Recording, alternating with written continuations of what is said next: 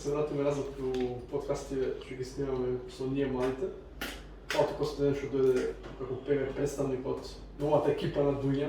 Дуња е во едно место кај што прв почнав не прв, туку запрво почнав се активирам во две организации што многу ми се допадна тој слободен дух што го има.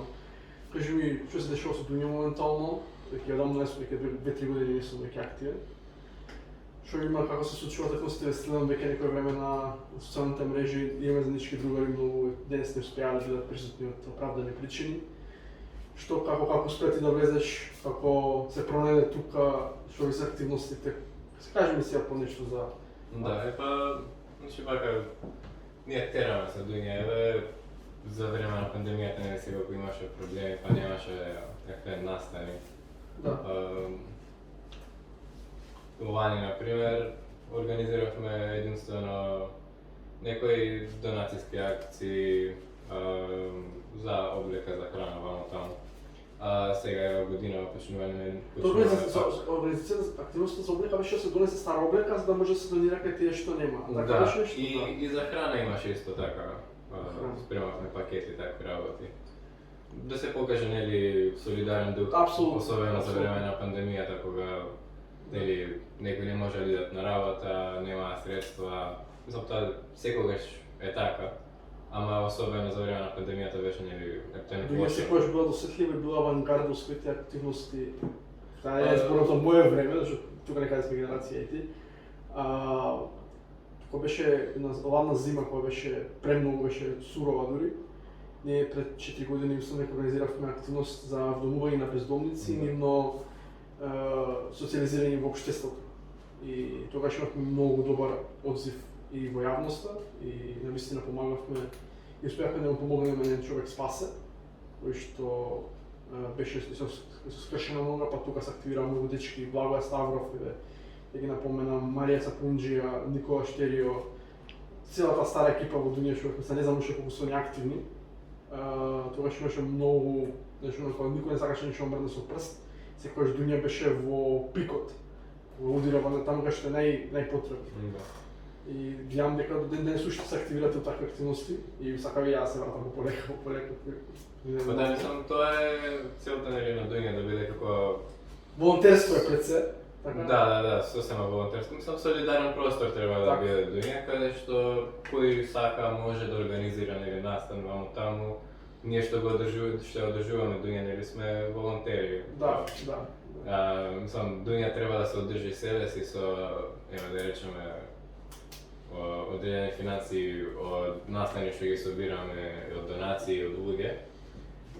Така што ние работиме, нели, сосема волонтерски, без ништо да добиваме. Многу ми е интересно, затоа што Дуња е можеби најстениот тој момент каде што ја гледам вистинска прогресивност во општеството, зашто реално многу се пропагира на воук прогресивност што ја зборат.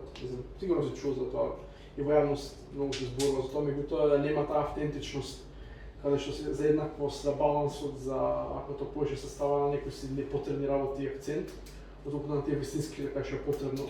Па мислам, Дуња е така, бидејќи ние пробуваме... Овде е многу сериозно, многу е суштински. Ние пробуваме тоа да го живееме, нели, тука, во просторот на оваа куќа и во дворот, пробуваме тоа да го, не само да го збориме, туку и да го аплицираме секој ден, нели. Не е онака само да му кажеш некој тоа е погрешно вамо таму, не знам што, туку го... Туку има ти дебати и дискусии постојано организирани. Има секако, мислам, кога било каков простор каде што треба да има слобода, има и нели несогласувања, па дебати, дискусии, така што мора нели некако да се договорат луѓето. Така што мислам дека тоа е разликата помеѓу Дуња и останатите, да речем слични или... Другите доаѓаат некои вид невладени кои што се платени за таа кауза, да се толку само иницијативни. Тука е само волно. Тука е само волно, да. Тоа е бавината секој што ги поканувам сите што се сака се активираат слободно до Дуња, ќе им стекнат неверојатно искуство, неверојатни другари. Небавите години може ги помена во Дуња, исхрано со дружби, со свирки, знам дека организирате цел време, со underground свирки, вид на парк, секој што некаде се осеќа можеби некаде отфрлено, нешто, знаеш, не може да се дефинира себе си, меѓутоа сака нешто да направи, дуње е совршено место за него. Да. Зашто тука има место баш за сите, тука се сме еднакви, не се гледа никаква предрасуда, за разлика од другите организации. Ниту пак има некоја страшна хиерархија, подеденост, се од координација. Па да, мислам, тие што сме дел од колективот, нели, што го одржуваме просторот, работиме на систем како хоризонтален сосема. Така. По консенсус, нели? Значи како почнете хоризонтален систем? Да. Ние бевме во студентски пленум, бе поздрав до Андрио Манчевски и кој беше друг Стефан Бутиков. Бе тогаш од студентски пленум, првиот јаков брзаш бев, тоа што се на школски пленум уште не постоеше. И како да функционираме, да не бидеме цело време у конфликт. И се создаде идеја да биде хоризонтален, да нема. И после тоа како што завршувавме со пленумот со тие активности, некако успеавме се направиме некој вид на трансфер во транзиција во Дуња и така се оформи се. Како со конкретно не знам, меѓутоа тоа е некоја приказна таа што ја знам. Како произлезе таа хоризонтален начин на функционирање. Кажи ми за твоите гледишта, кажи ми нешто за твоите политички ставови конкретно. Кажи ми нешто за настаните, тоест тематските настани што се задржуваат во Дуња, овде сега сме во уметничката соба, ми кажете. Што се случува тука, што се случува во другата просторија, во другите канцеларии. Објасни ми нешто конкретно. Да почнам од Дуња, нели, треба да плаќаме кирија. Овие двете канцеларии што се горе ги даваме. Едната се издава на Театар Златен елец. И они имаат, особено лани и оваа година, има многу представи тука во долната просторија. Човекојаство едната се викаше, имаше многу други.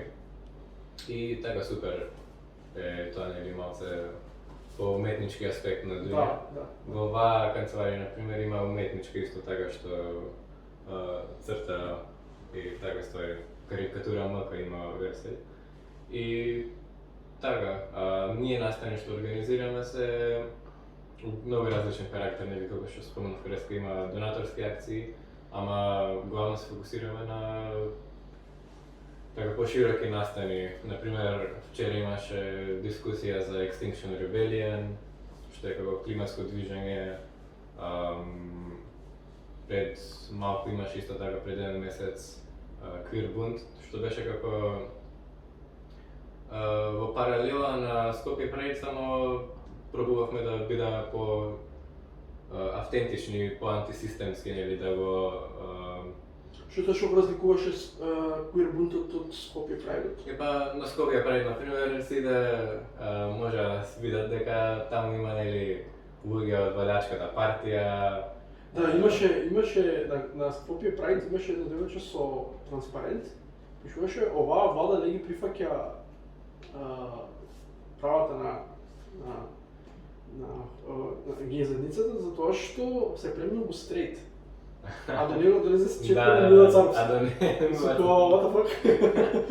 Малце мислам парадоксално, пошто многу луѓе немаат, сакаат да има нешто така, нели, како Прайд, ама единствениот избор им е како официализиран Прайд, што е обкружен со полицајци, со луѓе од валјачката партија, со луѓе од разни амбасади, поддржано, не знам, од разни амбасади. Каузата е добра, меѓутоа проблемот е во тие што ги организираат се платени за тоа напред. Нели кога Хелсиншки сака да организира тоа што многу сака, што може и сака, ама друг е проблемот, бидејќи нивниот пристап кон тоа не ги адресира проблемите добро. Не можеш сега ти од системот кој е сосема базиран на така хетеронормативни ствари и цис-нормативни ствари, сега ти да се бориш како од страна на тој систем. Уствари, они го... Ја мислам дека според мене ја влошуваат таа кауза, како ја прават по-неефективно. Дека бунтот, разликата од... Ние пробавме да направиме како алтернатива на Скопје Прайд. Малце по-слободно... По-радикално. Да, и по-радикално. Мислам, по-отворено за различни луѓе, не само поддржано од кој било, туку сосема независно. И имавме така свирка, како jam session имаше, кој сакаше можеше нели да испири нешто. Имавме после вечерта и проекција на филм, Paris is Burning. Свирки организирате за Будуња. Да. Те се многу интересни, убави дружби има. Свирките како видат, што знам дека има интернационални бендови што доаѓаат тука, не е само домашни. Како се одвива се тој процес? Има за свирка никој што кажува се брзо? Сега скоро нема. Мислам тоа посебно пред пандемијата имаше многу интернационални. Там имаше и поетска вечер доле. Да. Се збореа, јан поздрав до Андреј и до Диме. Они доле рецитираат, се собираат, има уште поетски вечери. Беше така? И филмови се собиравме, гледавме, знам доле. Има такви работи да уште се случуваат. Моментално нема некои планови наскоро, ама сигурно ќе се случува и во иднина. Мислам, тие се организираат така, некој ако сака, може да го организира тоа. Ако имаме некој што сака да свири, например, му им кажуваме дека Дуња е секогаш слободна, нели?